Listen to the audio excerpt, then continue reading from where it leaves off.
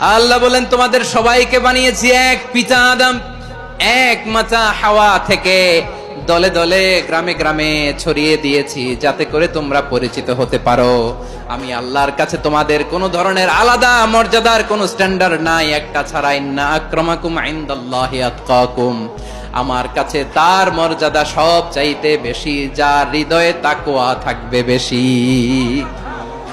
আল্লাহর কাছে ধনী গরিবের পার্থক্য নাই, লম্বা খাটোতে পার্থক্য নাই, আরব অনারবে পার্থক্য নাই। এই আয়াত নাজিল করে আল্লাহ তাআলা বিভেদের দেয়াল বা প্রাচীরকে ভেঙে গুড়িয়ে দিয়েছেন।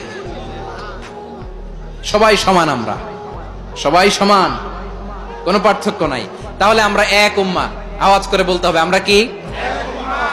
আমরা কয় উৎস থেকে এসেছি? এক উৎস। এবার আল্লাহ বললেন শুধু চাই না, বিশ্বনবী আমাদের শিখিয়ে দিলেন শুধু এক উম্মাহ না, শুধু এক উৎস না, তোমরা এক দেহ এক প্রাণ। আল্লাহু আকবার। এক দেহ এক প্রাণ বানানোর কথা না, বিশ্বনবীর কথা। বিশ্বনবী বলেন মাসালুল মুমিনিনা ফি তাওয়াদ্দিহিম ওয়া তাআতুফিহিম ওয়া তারাহুমিহিম মাসালুল জাসাদ। মুমিনের ভালোবাসা, সম্প্রীতি, ঔদার্যতা, এটা দৃষ্টান্ত কি? লাইক ওয়ান সিঙ্গেল বডি, একটা দেহের মতো সবাই।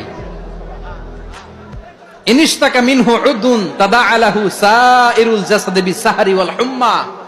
দেহের একটা অঙ্গ যদি ইনজুরড হয়, সারা দেহ যেমনি ব্যথা পায়, পেইন পায়, তেমনি গোটা বিশ্বের যেখানেই হোক মুসলিম আঘাত পেলে গোটা বিশ্বের সব মুসলিমের কলিজায় যে লাগে, ঠিক কিনা?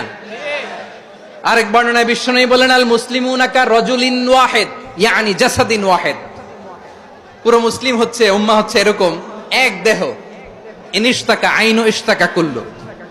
চোখে ব্যথা লাগলে যেমনি সারাটা দেহ ব্যথা অনুভব করে, ইনিশতাকা রাসুহু ইশতাকা কুল্লু।